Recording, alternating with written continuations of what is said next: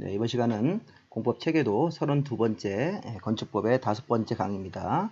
자, 강의의 주제는 건축물을 건축할 때 건축물의 구조, 재료, 설비에 관한 내용들을 정하고 있는 내용들인데, 자, 일단 우리 구조부터 살펴보시면요. 건축물은 각종 충격이나 진동 같은 거에 견딜 수 있는 안전한 구조로 건물을 건축해야 됩니다. 자, 이러한 목적을 달성하기 위해서 건축법에서는 건축물의 구조 파트를 정하고 있는데, 자, 건축법의 구조에서는 국토부령으로 정하는 구조 기준에 따라서 안전 확인을 해야 된다. 설계할 때 이 구조 기준을 지켜야 되는 건물은 건축 허가를 받는 모든 건물입니다. 자, 층이나 연면적 같은 거 관계없이 허가를 받는 모든 건물이면 이 구조 기준에 따라서 안전 확인을 하고 설계해야 됩니다. 그리고 허가를 받아야 되는 동일한 허가 받아야 되는 건물은 내진 성능을 확보했는지 확인도 해야 된다. 자, 이렇게 허가받아야 되는 건물은 구조 기준에 따라서 안전 확인도 해야 되고 내진 성능을 확보했는지 우리 허가권자가 확인도 해야 됩니다. 자, 그런데 내진 능력을 외부로 공개하는 대상은 허가받은 건물 중 2층 이상, 허가받은 건물 중 연면적 200제곱미터 이상, 목구조일 때는 3천, 주요구조부인 기둥이나 이런 바닥 같은 게 주요구조부가 목구조일 때는 3층 이상, 주요구조부가 목구조일 때는 500제곱미터 이상인데 이 내진 능력 공개 대상은 허가받은 건물 중 2층 이상일 때만 적용하는 겁니다. 허가받은 건물 중 연면적이 2000제곱미터 이상. 자, 비슷한 규정이 자, 구조안전 확인 서류 제출 대상 착공 신고할 때 자, 기본 설계도를 제출하고 구조안전 확인 서류를 추가적으로 만들어서 제출하는 건물도 아까 내진 능력 공개처럼 층수가 2층 이상, 주요 구조부인 기둥 같은 것들이 목구조일 때는 3층 이상, 자, 연면적이 200제곱미터 이상, 목구조인 경우에는 500제곱미터 이상 이렇게 되어 있습니다. 그래서 이 부분은 29회 때 시험 문제로서 이 목구조가 400제곱미터로 한번 냈었죠. 목구조가 400제곱미터일 때는 구조안전 확인 서류 제출 의무가 아니다. 뭐 이런 식으로. 자, 그래서 층수가 2층 이상, 허가받은 건물 중 층수가 2층 이상, 연면적이 200제곱미터 이상, 목구조일 때는 3층, 목구조인 경우에는 연면적이 500제곱미터 이상일 때는 구조안전 확인 서류를 추가적으로 제출하셔야 됩니다. 추가적으로 건물 높이가 13m 이상, 처마 높이가 9m 이상, 기둥과 기둥 사이 거리가 10m 이상 이런 조건들, 단독주택이나 공동주택은 이런 층이나 연면적 없이 모두 이 구조안전 확인 서류를 제출해야 된다. 그래서 국가문화유산 같은 것들도 그런 대상이 되는 거니까 건물 높이는 13m죠. 처마 높이는 9m, 기둥과 기둥 사이 거리는 10m 이상이니까 이런 9하고 10을 바꿀 수도 있습니다. 자, 그래서 기둥과 기둥 사이 거리가 9m 이상이면 구조안전 확인 서류를 제출할 대상이다. 이렇게 하면 틀린 겁니다. 기둥과 기둥 사이 거리는 10m 이상, 그 다음에 건물 높이는 13m 이상, 처마 높이가 9m 이상, 건물의 층, 연면적 이런 조건이 맞으면 구조안전 확인 서류를 추가적으로 제출해야 된다. 그래서 우리 앞에 거랑 다시 한번 비교하면서 보시면 자, 건축 허가를 받는 모든 건물은 층이나 연면적 관계없이 허가를 받아야 되는 모든 건물들은 국토부령으로 정하는 구조 기준에 맞게 안전 확인을 해서 설계해야 되고 내진 성능을 확보했는지 확인도 해야 됩니다. 자, 그런데 허가받은 건물 중 2층 이상, 목구조는 3층 이상, 허가받은 건물 중 연면적이 200제곱미터 이상, 목구조인 경우에는 500 이상이면 내진 능력을 외부로 공개돼야 됩니다. 추가적으로 구조안전 확인 서류를 기본 설계도 이외에 추가적으로 제출할 대상, 자, 층수가 2층 이상, 연면적 200제곱미터 이상, 건물 높이가 13m, 처마 높이가 9m 이상, 기둥과 기둥 사이 거리가 10m 이상, 그리고 단독이나 공동주택, 국가문화유산 같은 것들은 층이나 면적에 관계없이 모두 구조안전 확인 서류를 제출해야 됩니다. 자, 다음 기술사한테 협력을 받아야 된다. 설계할 때 기술사 할 때 추가적으로 비용을 지급하고 협력도 받아야 되는 건물이 있습니다. 6층 이상 건물, 특수구조 건축물, 다중용 건축물, 준다중용 건축물 이런 것들은 기술사한테 협력도 받아야 되는 건물이다. 이렇게 확인할 수 있습니다. 자, 다음은 건축물의 재료와 설비인데 자, 건축물 등은 화재가 났을 때 그런 위험에 안전해야 되고 또 건물 이용에 불편함이 없이 각종 설비가 잘 들어가야 되는데 일단 기본적으로 우리 화재가 났을 때 대피할 수 있는 직통 계단까지 거리가 있습니다. 자, 직통 계단은 거실의 각 부분으로부터 계단까지 가는 보행거리가 30m 이하가 원칙인데 건축물의 주요 구조부가 내화 구조로 되어 있을 때, 또 주요 구조부가 불연으로 되어 있을 때는 50m 이하까지 계단 거리가 길게 배치할 수 있다. 또 주요 구조부가 내화 구조인데 16층 이상 공동주택일 때는 40m. 자, 이게 무슨 말이냐면 뒤에 그림을 보시면 자, 이게 건물의 평면도입니다. 자, 여기 부분이 계단이고 1번 방, 2번 방, 3번 방을 이렇게 위에서 이렇게 잘라서 본다는 그런 느낌으로 보면 되는데 3번 방이 제일 위험하죠. 3번 방은 계단으로부터 가장 거리가 멀게 되어 있습니다. 방이. 특히 3번 방이 이 출입문인데 출입문에서 가장 먼 위치가 이 빨간 점, 빨간색 점을 가장 먼 위치라고 볼 수 있습니다. 출입문에서. 그래서 출입문에서 가장 먼 이 빨간색 점을 기준으로 해서 직선으로 쭉 나가서 복도를 지나서 계단까지 도착하는 거리가 30m 이하가 원칙입니다. 왜냐하면 여기 3번 방에서 이 빨간색 지점부터 거리를 재서 30m 이하를 내시면 2번 방으로부터 1번 방으로부터 이렇게 거실이 방입니다. 가는 거리는 30m 이하가 될 수 있으니까 3번 방이 기준점입니다. 자, 그래서 다시 자, 직통 계단은 거실의 각 부분으로부터 계단까지 가는 거리가 보행거리 30m 이하가 되도록 해야 된다. 자, 그런데 주요 구조부가 내화로 되어 있을 때는 50m 이하, 16층 이상 공동주택이면서 내화일 때는 40m 이하, 이 공장 같은 경우는 75m 이하 이런 식으로 해서 계단까지 가는 거리를 적용하도록 되어 있습니다. 계단까지 가는 거리, 이 빨간색 점으로부터 이렇게 바깥에 복도로 나가서 계단까지 도착하는 거리가 계단까지 가는 거리니까 이 거리를 30m 이하로 하든지 아니면 아까 우리 주요 구조부가 내화 구조일 때는 50m 이하, 16층 이상 공동주택이고 내화 구조일 때는 40m 이하 이런 식으로 계단까지 가는 거리를 정하고 있습니다.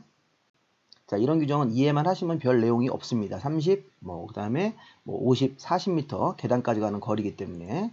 자, 이번에는 그 난간 설치 의무 규정인데, 자, 우리 옥상 광장하고 2층 이상의 층의 노대, 자, 이런 부분에는 높이가 1.2m 이상으로 난간을 설치해야 됩니다. 자, 여기가 옥상이죠. 옥상에 난간. 또 그다음에 2층 이상 층 위로입니다. 요 1층은 의무가 아닙니다.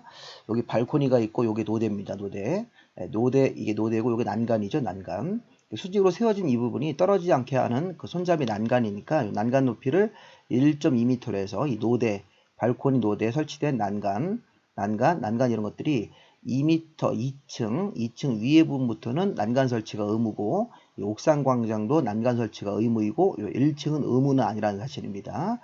난간 높이는 1.2m 정도 이하로 맞춰서 난간을 2층 이상의 층에 이런 노대, 옥상 광장에는 난간을 의무적으로 설치해야 된다. 난간 설치 규정. 자, 그 다음에 옥상 광장이 자, 의무 설치는 옥상에다가 대피할 수 있는 광장을 설치해야 되는데 자, 이거는 5층 이상의 층에 사람들이 많이 모이는 건물이 있을 때, 불났을 때 1층으로 대피하기 어려우니까 옥상에 대피할 수 있게 광장을 설치하는 겁니다.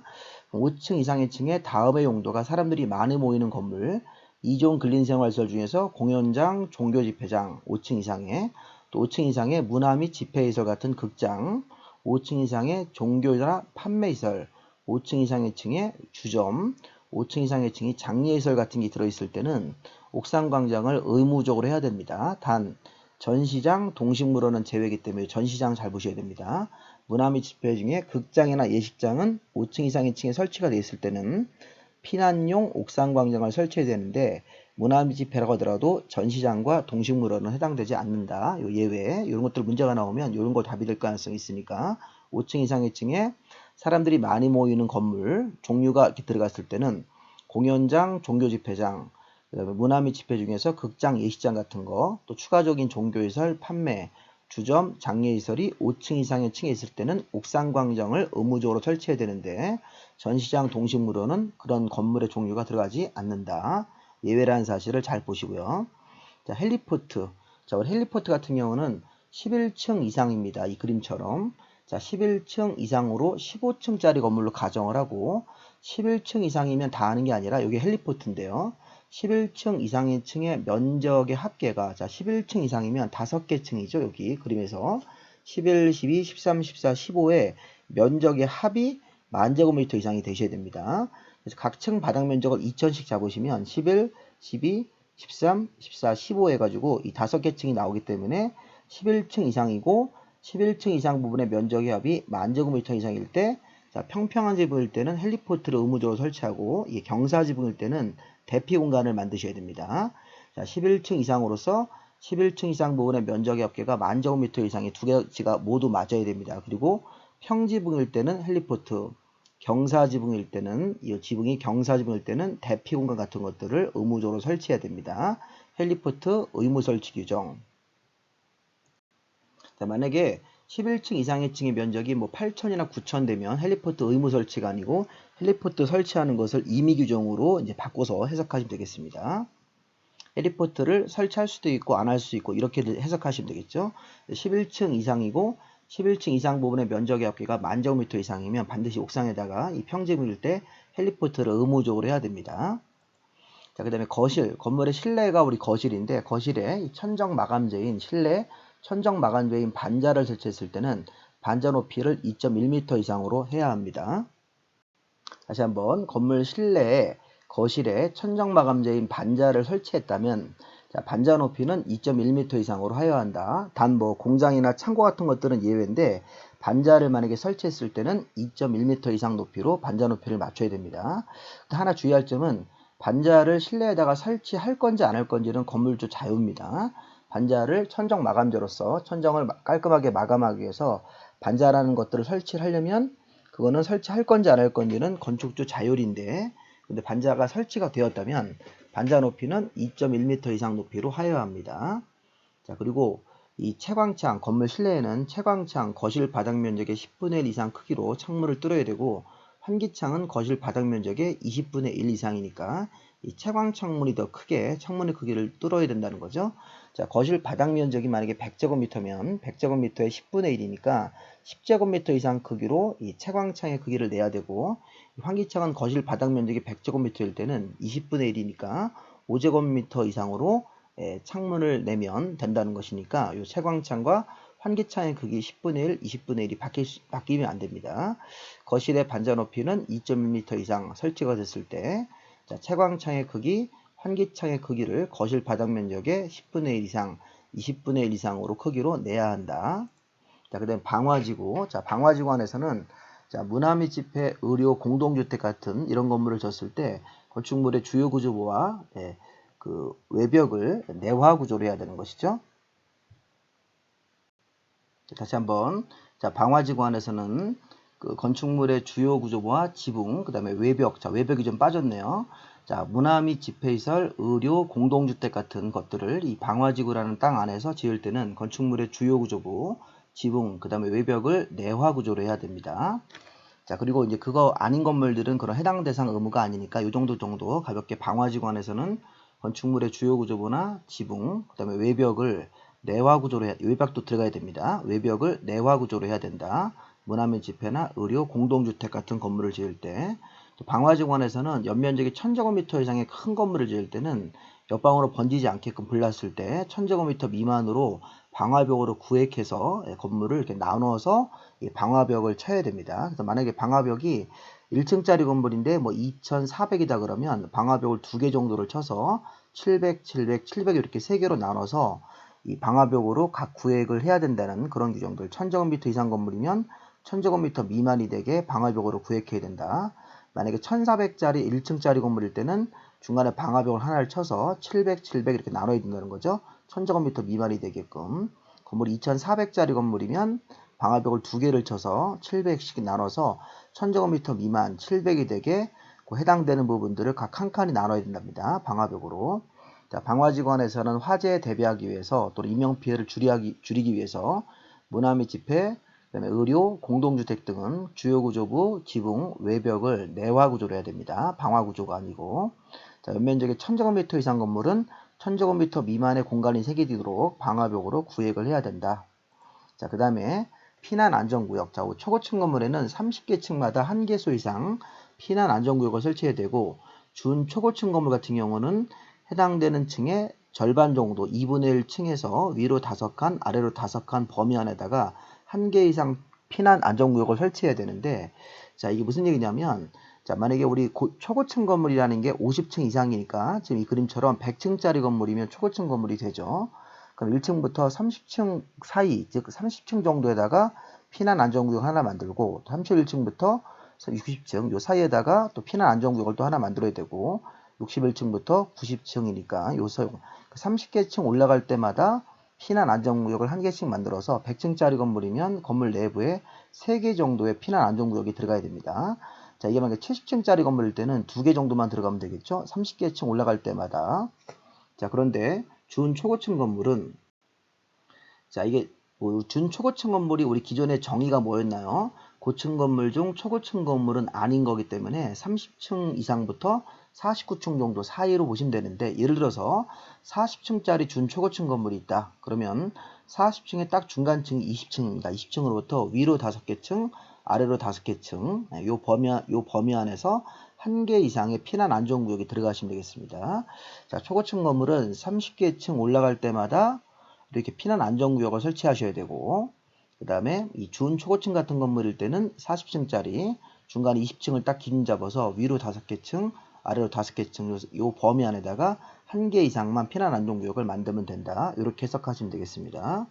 자, 지하층, 건물의 지하층은 건물의 층수에 산입하지 않습니다. 제가 수업 시간에 63빌딩은 지상 60층, 지하 3개 층이라고 그랬습니다. 그래서 63빌딩의 법적 층수는 지하 3개는 빼고 지상 60개 층만 계산해서 지상 60층짜리 건물이다. 이렇게 표현하는 겁니다. 지하층은 건물 층수에 들어가지 않습니다. 또 지하층의 바닥 면적은 총 연면적, 그냥 연면적 계산할 때는 다 포함시키지만 용적률 산정할 때 연면적 할 때는 지하층의 면적은 용적률의 연면적 계산할 때는 산입하지 않습니다. 자, 승강기. 자, 승강기는 의무 설치. 우리가 승용 승강기 의무 설치는 으로서가 중요하죠. 6층 이상으로서 연면적 2000제곱미터 이상이면 승용 승강기를 1대 이상 설치해야 됩니다. 자, 만약에 7층짜리 건물이지만 연면적이 1800이다 이렇게 문제가 나오면 승용 승강기 의무 대상이 아니고 임의적 대상으로 되는 겁니다. 설치하고 싶으면 설치하고 할 필요가 없으면 안 할 수 있는 그런 건물이 되는 겁니다. 자, 그런데 7층이고 연면적이 2000 이렇게 두 가지가 모두 충족되면 승용 승강기를 반드시 1대 이상 설치를 해야 된다. 단 6층짜리 건물이고 건물의 거실 각층 바닥 면적 300제곱미터마다 1개 이상 직통 계단을 만들어서 여러 개의 직통 계단을 만들 때는 6층짜리 건물이고 여러 개의 직통 계단이 있을 때는 승강기를 의무적으로 설치하는 건물이 아니다. 이렇게 예외가 나 있으니까 살펴보시고, 6층짜리 건물이면서 건물 거실 바닥 면적 300제곱미터마다 1개 이상 직통 계단을 설치했을 때, 그래서 만약에 건물의 그 거실 바닥 면적이 총 900이다. 그러면 300에다가 하나 설치하고 또 나머지 300에서 또 하나 설치하고 나머지 300해서 직통 계단을 3개 정도 만들 수도 있죠. 900제곱미터면 그렇게 만들면 6층짜리 건물이고 직통 계단이 이렇게 여러 개 있을 때는 승용 승강기를 설치하지 아니해도 된다. 그런데 이 조건이 맞으면 승용 승강기는 반드시 설치를 해야 됩니다. 자, 비상용 승강기는 건물 높이가 31m가 넘어가면 이 법정된 대수를 계산해서 비상용 승강기를 설치해야 됩니다. 자, 비상용은 높이입니다. 건물의 층이 31층을 넘는 게 아니라 높이가 31m가 넘어가면 이 법정된 계산 기준에 따라서 이 비상용 승강기를 설치해야 되기 때문에 문제를 공부하실 때 이 분홍색 부분 승용 승강기는 6층 이상으로서 연면적이 2000 이상, 비상용 승강기는 높이가 31m가 넘어가면 법정된 기준에 따라서 비상용 승강기를 설치해야 된다. 자, 이번엔 소음 방지 경계벽이라는 게 있는데, 자, 우리가 옆방에 소음이 들리면 안 되고 불편한 점이 있으니까 그 옆방에 소음 차단할 수 있게 경계벽을 소음 방지용으로 설치해야 되는 건물이 뭔가 봤더니 다가구 주택, 공동주택, 그 다음에 공동주택의 기숙사의 침실, 의료시설의 병실, 학교의 교실, 숙박시설의 객실 이런 데는 이웃 방에 옆방에 소음이 들리지 않게끔 소음 방지용으로 해야 됩니다. 소음 방지 경계벽. 자, 다가구 주택, 공동주택, 그 다음에 실자 들어가는 침실, 기숙사 침실, 의료시설의 병실, 학교의 교실, 숙박시설의 객실에서는 소음 차단 경계벽, 그 다음에 이종근생 중에 다중생활시설 고시원, 또 노인들이 거주하는 노인복지주택, 노인요양시설도 이 소음 차단, 소음 방지용 경계벽으로 해야 됩니다. 자, 시험 문제가 이렇게 한번 나왔었죠. 이게 28회 때인가 29회 때 한번 나왔는데, 자, 여기서 판매시설 중에 상점 이런 거는 해당 대상이 아닙니다. 판매시설 중에 상점, 그 다음에 다중주택 같은 건 해당 대상이 아니니까 다가구는 포함되지만 다중은 포함되지 않는다. 소음 차단 경계벽 의무 대상으로. 그 다음에 판매시설 상점 간의 경계벽은 소음 방지용 경계벽을 할 필요가 없으니까 그 판매하고 다중주택은 이 해당 대상이 아니다. 다가구, 공동주택, 기숙사 침실, 의료시설의 병실, 학교의 교실, 숙박시설의 객실, 이종근생 중에 다중생활시설의 호실 간의 경계벽, 그 다음에 노인복지주택, 노인요양 같은 것들은 소음 방지용 경계벽을 해야 됩니다. 자, 이번에는 소음 방지용 바닥. 자, 이거는 상하층. 자, 위아래층 간에 소음이 나서 이제 싸움이 날 수 있으니까 소음 방지용 바닥으로 해야 되는 건물들. 자, 이게 다가구 주택, 공동주택, 오피스텔, 그 다음에 다중생활시설, 면적이 500 미만 이종근생인 다중생활시설, 500 이상인 숙박시설인 다중생활시설 모두 포함됩니다. 이때 주의사항은 뭐냐면, 자, 요게 올해 예상 문제인데요. 자, 의료시설의 침실, 그 다음에 의료시설의 병실이죠. 기숙사 침실, 의료시설의 병실 같은, 여기 병실이나 교실 같은 경우들은 소음 방지 바닥 설치 대상이 아니다. 이렇게.